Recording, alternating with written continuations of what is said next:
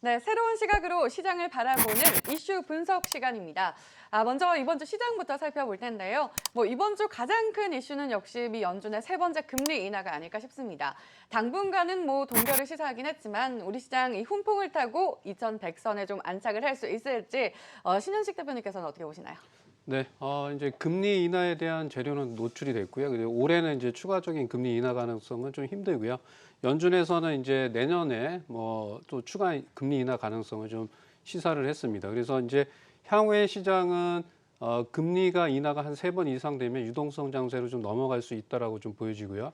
그리고 종합지수가 이제 2,100선까지 안착을 했는데 향후에 이제 3분기 어닝 시즌이기 때문에 종목별 장세가 좀 유효하다라고 보여지고요. 추가적으로 지수는 코스피는 한 2,150 정도 상승할 가능성이 높다 이렇게 보시면 됩니다. 네, 추가적으로 좀 상승할 가능성이 높다 이렇게 말씀을 해주셨는데요. 그렇다면 우리 김영철 대표님께서는 어떻게 보시나요?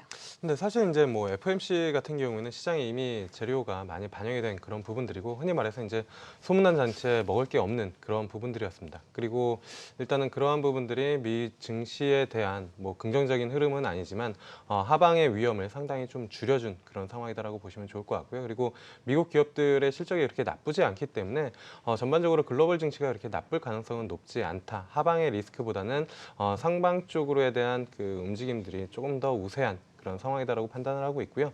미국 증시가 그러다 보니까 아무래도 국내 증시 역시 마찬가지로 미 증시의 흐름을 어느 정도는 좀 따라갈 가능성이 상당히 좀 높다. 하지만 이러한 부분들이 추세적으로 강한 상승이라기보다는 확실히 기업 실적이나 아니면은 내년 경기 전망에 대한 확신이 서기 전까지는 시장은 어떻게 말하면은 좀 꾸역꾸역 올라가는 그러한 시장일 가능성이 좀 높다. 그래서 오히려 종목 장세에 조금 더 그러니까 포커스를 두고 시장이나 아니면 종목들을 좀 찾아보는 노력이 좀 필요한 시점이지 않을까 이렇게 좀 판단을 하고 네, 있습니다. 알겠습니다. 종목별 장세가 계속해 이어질 것이다 이렇게 말씀해 주셨습니다. 이번에는 코스닥 시장으로 넘어가 보겠습니다. 코스닥 시장에서 역시나 바이오, 특히 HLB 흐름을 따라 지수 전체가 영향을 받았었는데요. HLB 변동성이 정말 컸던 만큼 많은 분들이 궁금해하실 것 같은데 앞으로도 좀 잘 갈 것이다 이렇게 보시나요? 네, 바이오 업종 내에서 이제 HLB가 차지하는 비중이 시가총액이 차지하는 비중이 상당히 높습니다. 그래서 코스닥이 HLB 관련주에 따라서 움직이는 경향이 좀 상당히 많은데요. 우리가 이제 8월 달에 보게 되면 이제 임상 3상이 실패가 되면서 코스닥 지수가 많이 하락이 됐습니다. 그러니까 여태까지 코스닥은 바이오주의 거품에 의해서 주가가 하락했는데 HLB가 다시 임상 3상을 성공을 하면서 저는 이제 바이오주의 재평가가 좀 예상이 된다라고 좀 보여지고요. 특히 HLB 같은 경우에는 이제 주가의 재료가 노출이 됐기 때문에 상당히 좀 많이 올라왔고요. 지금의 상승은 이제 공매도 물량에 따른 쇼커버링 물량에 의해서 상승한다라고 좀 보여지고요. 바이오 업종 내에서는 이제 선별적인 매매가 좀 가능합니다. 예를 들자면 이제 향후에 바이오 업종 내에서 임상 2상이나 임상 3상을 개시하거나 성공할 가능성이 높은 업종, 종목군으로 바이오 업종에서의 순환매가 좀 예상이 된다. 이렇게 좀 말씀드리겠습니다. 네, 알겠습니다. 그렇다면 이번에는 우리 김영철 대표님께 여쭤보겠습니다. 바이오주의 전망은 좀 어떻게 보시나요? 일단은 바이오주에 대한 전망은 긍정적으로 좀 볼 수밖에 없다라고 이제 좀 보고 있고요. 사실 주식시장이 꿈을 먹고 사는 그러한 이제 세계인데 인간의 가장 큰 꿈은 불로장생이기 때문에 바이오는 사실 주식시장의 영원한 테마입니다. 근데 이 영원한 테마가 그 여러 가지 이슈들 때문에 8월 달에 상당히 좀 좋지 않았다가 이 HLB가 쏘아올린 이 엄청난 모멘텀 때문에 다시 한번 바이오 쪽에 이제 모멘텀이 부각이 되고 있는 그런 상황이고요. 이 모멘텀이 사실 얼마나 큰지는 HLB 주가가 첫 번째로 증명을 해주고요. 그다음에 두 번째로는 최근 바이오 쪽의 그 움직임 자체가 그러한 부분들을 또다시 보여주고 있다는 겁니다. 어떤 거냐면은 구충제 관련된 이 종목들 사실 바이오 투심이 안 좋을 때는 이 강아지 구충제 관련된 부분들이 항암 효과가 있다라고 이야기가 나왔을 때도 투자자들은 사실 반신반의하면서 그쪽에 수급이 몰리지 않았을 텐데 지금 같은 경우는 관련된 종목들이 테마군을 이끌면서 상승을 나타내는 모습이 보여지고 있고요. 그 다음에 사실 오늘장의 상한가에 들어간 셀리버리 같은 경우에는 이 임상 관련된 모멘텀 기업이 아니라 이 전송 기술을 가지고 있는 그런 기업인데 그럼에도 불구하고 상한가에 들어갔다는 건 확실히 바이오 쪽에 대한 투심이 살아났다는 부분들이고 이쪽 내에서 순환매가 지속적으로 좀 이어질 가능성이 좀 높다. 그래서 바이오 쪽에 대한 시장은 좀 긍정적으로 좀 판단을 하고 있고요. 종목별 좀 선별을 해서 좋은 종목을 찾는다라고 하면은 충분히 시장보다 아웃퍼폼하는 그런 수익률을 좀 낼 수 있지 않을까 이렇게 좀 보고 있습니다. 네, 알겠습니다. 긍정적으로 전망을 해주셨습니다. 이렇게 이번 주 시장 정리해봤고요. 이제는 다음 주 전략을 함께 세워봐야겠죠.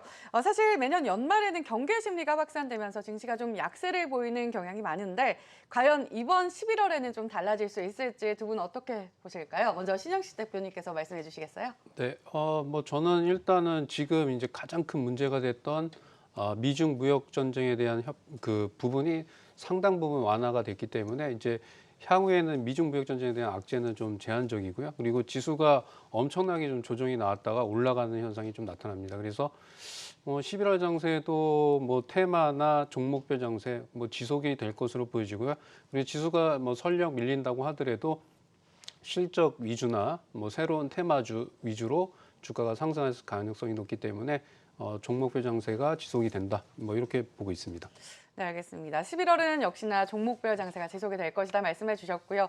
우리 김영철 대표님께서는 좀 긍정적으로 보시는지 궁금하네요. 네, 일단 뭐 결론부터 말씀드리면 긍정적으로 이제 좀 보고 있다라고 말씀을 드릴 것 같고요. 그다음에 이제 사실 10월 증시가 작년에 워낙 안 좋았기 때문에 올해도 이제 10월 달에 이제 초반에 분위기가 살짝 뭐 미국 지표들이 좀 안 좋게 나오면서 그러한 부분들이가 또다시 연출되는 것이 아닌가 이러한 걱정이 있었는데 전반적으로 미중 무역 전쟁도 긍정적으로 좀 이어지는 그런 부분들이었고 FOMC 금리 인하 부분들도 뭐 시장에서 이미 뭐 재료는 노출이 되긴 했지만 시장의 하방 리스크를 좀 막는 그런 요인이다라고 이제 좀 보면 좋을 것 같습니다. 그래서 국내 증시 같은 경우에도 뭐 하반기까지 긍정적인 흐름은 좀 지속적으로 좀 이어질 가능성이 좀 높고 개인적으로 딱 한 가지 우려하는 거는 아무래도 이제 그 코스닥 쪽 대주주 과세 이슈 요 부분만 사실 잘 넘기면은 시장에서는 그렇게 악재 요인보다는 그리고 시장 참여자들이 악재 요인에 그 포커스를 두기보다는 긍정적인 부분들에 조금 더 포커스를 두는